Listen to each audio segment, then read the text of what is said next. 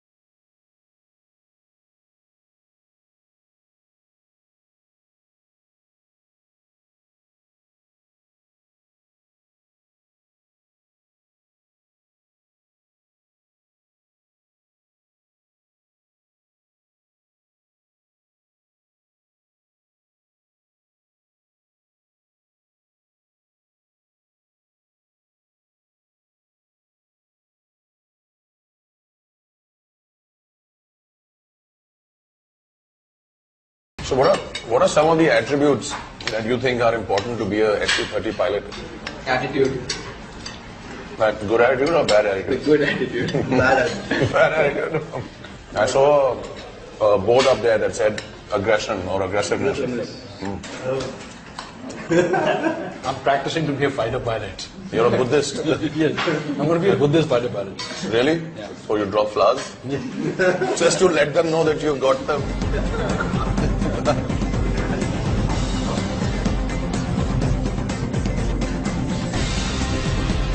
So, do the two of you fly together or? Yeah, we've flown together. You've flown together. But do you have the same buddy throughout as you're flying, or do you keep changing? You keep changing. We don't have a single constant buddy, so Right. keep changing. It's good to fly with everybody. So is it more like a pilot and a navigator, or is it just both can do whatever they want? No, it's a team. Okay. So there's a pilot and a weapon system operator. The roles are very clearly defined. This is truly, it's a great responsibility that's been put on you guys. How do you sort of have a sense of what it really is to fly one of these machines for your country? Yes, but what really lets us do that is the kind of training that we've gone through. The fact that we are fighter pilots means that I trust Dusty with my life. He trusts me with his, and this is blind faith. There are no two ways about it. It doesn't matter whether you have 30 years of service or 10 years of service or like Dusty 4 years of service. It just doesn't matter. Coming from a 26-year-old, I'm very impressed, Abhinandan. I think I'm going to take another helping of sausage just for that, but well said here. These are some of the insights that most of us who are on the outside forget. This is what the armed service is all about. It's a team. So, sir, you've been flying for a long time now. How many years is that? Last 15 years. 15 years. If you enter a room full of officers, can you recognize the fighter pilots? Do they have that? If we have a reply to that, then yes. It's a big joke going, a big joke amongst us fighter pilots. And if we enter a room, you don't need to know who's a fighter pilot. They'll come and tell you that they're the fighter pilot. You don't tell me who's not.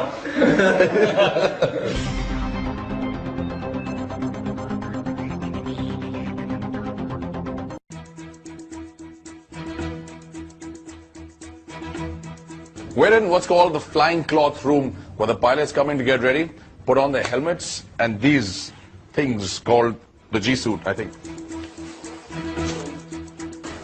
The G-suit is there to counter the G-force. Now, this is a very respect-worthy force, although that's not why it's called G-force. It's a force that all pilots must deal with when they're up in the air. And to tell you more about the G-force and what they're doing right now is Squad Leader Abbott, or as his call sign is, Abby.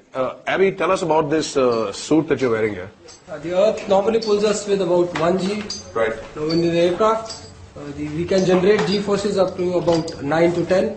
So that pulls all our blood down to our lower limbs, to prevent the blood from going towards our legs, and so that it goes more towards the brain and you can retain consciousness and you can do the activities that you're supposed to do, basically fly and fight and shoot down the enemy. You need this G-suit.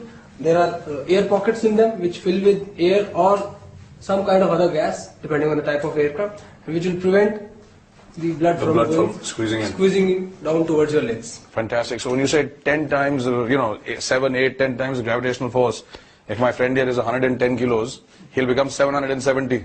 Yeah, at 70 he'll become 770. Oh my God, you can imagine in those brief few seconds that we stood here, all these air warriors, the pilots that you see around you, have managed to get into their suits, into their G suits, and are ready to go. That was really quick, guys. So in case there's an emergency and you're required to run out, how fast do you think you can deploy wearing your suits and ready to go into action? Maybe under a minute. Under a minute? Yeah. I think it's about time for us to get out of the way. Gentlemen, all the best with your sortie. Okay guys, enough talk. Remember the point, shoot, lock on, and watch a 6.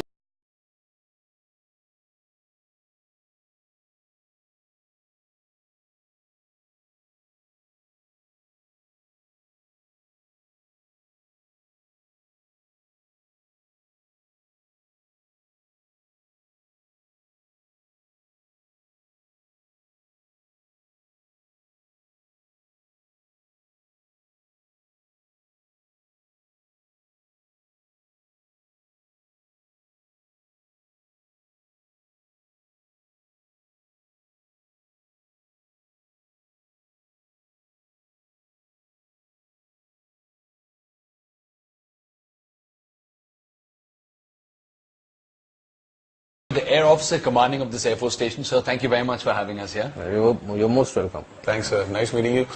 Sir, are you still flying? That's the first question. Do you still fly every now and then? Yes, I fly a lot. And how's that feeling? It's a great feeling to be up in the air and fly with all the young boys of my station. What are some of the things that you look for, sir, in a pilot, in a fighter pilot, especially a Su-30 pilot? Basically, a fighter pilot needs to be a good professional, very aggressive, and he should be physically fit with a lot of mental stamina and an ability to remain alert for extended periods. You have to be alert at all times. My father used to be in the Air Force, and he once said to me they had a saying that the more you sweat in peace, the less you'll bleed in war. So is that an Air Force saying, or is it just...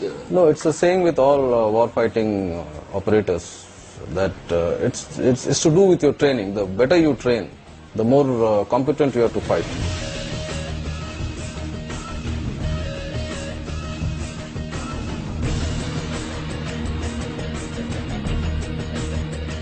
We're with some very important people over here right now. With me is Warrant Officer N.K. Yadav and Junior Warrant Officer Hansraj. What is the role of you and your crew once these aircraft are on the ground? We are preparing the aircraft for their serviceability. We are ensuring that aircraft should be prepared in time and as per the mission requirement, and signing an airworthiness certificate for this aircraft. Without signing the certificate, the aircraft cannot go in air. Can't go. So once you sign, the aircraft can leave? Yes. So if you sign, we can take an aircraft and go, you're the important man? Certainly you should be capable of flying the aircraft, and if you are with the certification, then only. This is a very important role, more important than some of you may think. We are here to achieve the mission, whatever is assigned.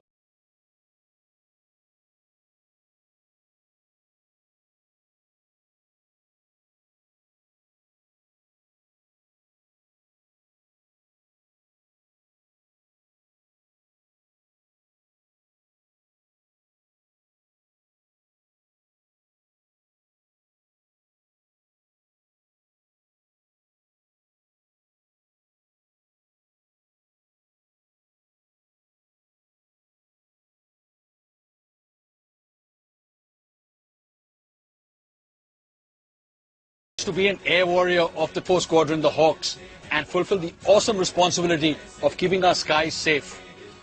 We're civilians, we're not actually going to be able to fly this aircraft. And anyways, I wouldn't want to fly something where I can't find the horn. I'm in the right seat though. I've got the weapons cabinet.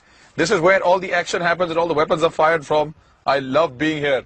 But what's been really enjoyable for me has been spending the day with the Hawks from the 24th Squadron. These men, these officers, these boys, the ground staff, take a huge amount of responsibility on their shoulders and deliver it every day, day after day.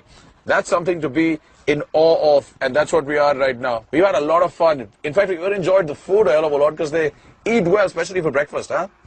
Well, we could always do with larger quantities of the food that they eat. All that's left to be done is to remind you of 2 lines from a poem that hangs in the crew room, and these are the last 2 lines that say, And while you peacefully sleep, know that I will be up there guarding your sky. So to the men of the 24th Squadron and the Air Force, Jai Hind!